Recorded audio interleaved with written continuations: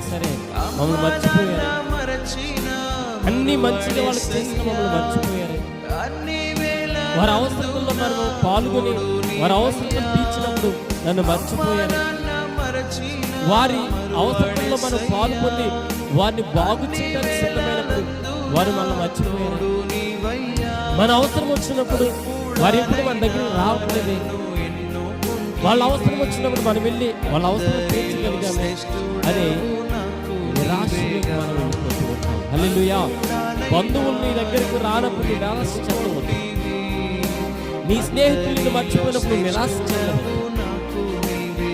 నీ కుటుంబస్తులు నిన్ను విడిచి వదిలిపెట్టినప్పుడు నువ్వు నిరాశ చెందవద్దు.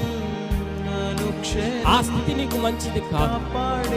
ఎందుకంటే బంధువులు, స్నేహితులు, స్నేహాభిలాషులు నీ చుట్టూ ఉన్న వారందరూ ఒకనొక దినాన్న వారిని నిరాశనే మిగిలిస్తారు తప్ప